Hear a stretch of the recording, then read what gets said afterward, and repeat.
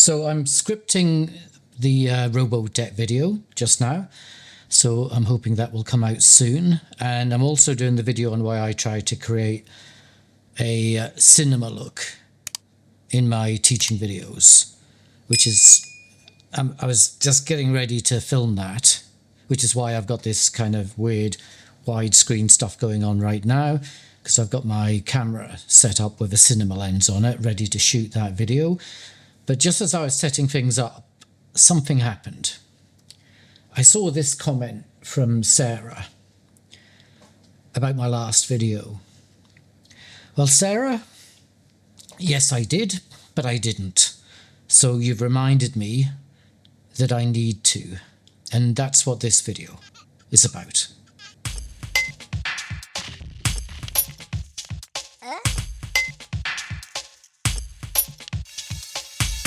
I'm a public intellectual, not intellectual as in smart-ass, though I do act like a smart-ass from time to time.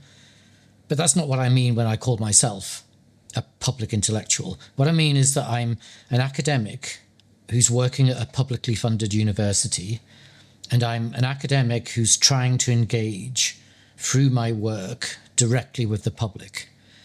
And right now, the thing I need to talk about publicly is the rapidly growing fascism in the US. And some people are cautious about referring to what's happening in the US as fascism. I think we need to drop that caution in light of what we've seen, particularly in Minneapolis recently. But I understand why people are cautious. History's taught us that fascism doesn't announce itself with a fanfare. It doesn't arrive in a nicely packaged container, clearly labelled. It arrives in increments and through stealth. And as such, its arrival can initially go unnoticed by many people. It arrives through the gradual process of normalising cruelty, of eroding truth, and creating fear to loosen people's attachment to the importance of freedom. It's a slow creep, but at the point at which the cruelty is seen as normal, the truth has been forgotten, and freedoms have been forfeited, we get the rapid burst, which is the point at which the fascist state goes full throttle. It goes all out to consolidate its power. And what comes after that? Well, human suffering on an unimaginable scale. And then fascism is defeated. What we're seeing right now in the US is a rushing of the slow bit to get to the full throttle bit. The Trump administration are pushing fascism with growing impatience. The slow bit has been happening for years, particularly against black people who've been living under a type of fascism called systemic racism that's festered in the US ever since it was first colonized. But there was still a way to go before the US would go full-on fascist across the whole population. There was more work to do. But it appears that the likes of Stephen Miller felt that the time was right to go full throttle, that there was sufficient groundwork that had been done, and now it was time to turn up the heat. But they got it wrong. They went for it too soon, because enough people were awake to it that they rejected the cruelty, they rejected the untruths, and they held on to their freedoms. They pushed back. But the Trump administration are rushing ahead anyway. And so we're seeing the scale of the cruelty and the killings increase as a result. And we're likely only seeing a tiny amount of the violence they're doing. We don't yet have full sight of the stuff that's going on behind closed doors, away from our prying eyes. Though we're starting to get some glimpses, like in the detention centres, which are starting to resemble not only concentration camps, but starting to show the signs of already transitioning into death camps. And if you think that's hyperbole, well, I wish it was. We're starting to hear about levels of abuse and torture and killings happening in those centres, and how people are being disappeared. And I think we all need to brace ourselves to the likelihood that those horrors will one day be revealed to us in full. And we need to understand the shame that will come with that as we tell ourselves and others that we didn't know it was happening, when actually we ought to have known, and maybe deep down we did know. And that's why we need to push back on the rise of fascism in the US right now. But what is fascism? Well, fascism is a form of authoritarianism that's grounded in ultranationalism. Power is concentrated in a single leader, the so-called strongman, or in a small ruling elite. It promotes extreme isolationism, the idea of the nation state being sacrosanct. And in the nation state, they divide insiders from outsiders, those who belong and those who don't. Those labelled as outsiders are ruthlessly oppressed, often through brutal state-sponsored violence, and those considered insiders are required to show total loyalty to the nation and to its leader.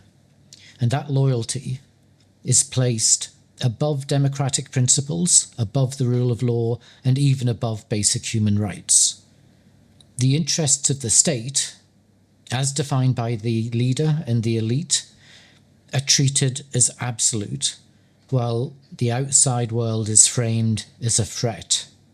Cooperations with other nations is dismissed as weakness, and instead the nation state, replaces those cooperative relationships with other countries with relationships defined by conflict and rivalry. The leader typically has a tight inner circle of loyalists assembled around them, and it's made up of people who are chosen either because they're cruel, or because they're incompetent, or because they're both. Cruel because you need people who won't hesitate to instigate the abuse and the killing on the scale that's required to suppress any and all opposition to the leader. Incompetent because incompetent people are more loyal, because they're too stupid to know what to do, and so they're at their happiest when someone is telling them what to do. Incompetent people are obedient and are just grateful to be there.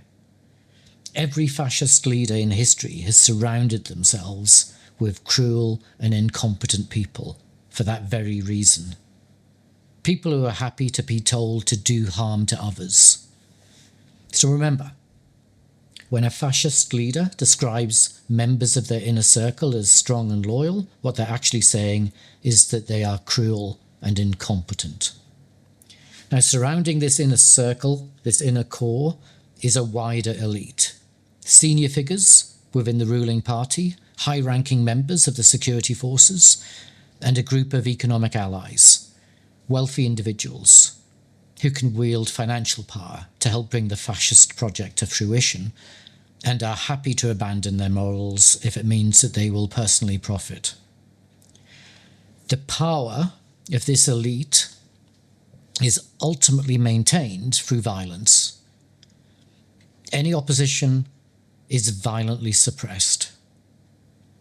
And that violence is justified to the masses through a particular simplistic narrative. It's a narrative that's central to the fascist playbook. And fascists play it and use it again and again. The masses are sold a story that the nation is in decline, that it's been weakened or corrupted, and it must be reborn. The leader presents themselves as the only figure capable of making the nation great again, and they tell the masses that this requires a form of cleansing, a cleansing that needs to be swift and brutal and on a scale never seen before. A removal by any means possible of those people who the leader and the elite says have weakened and corrupted the nation.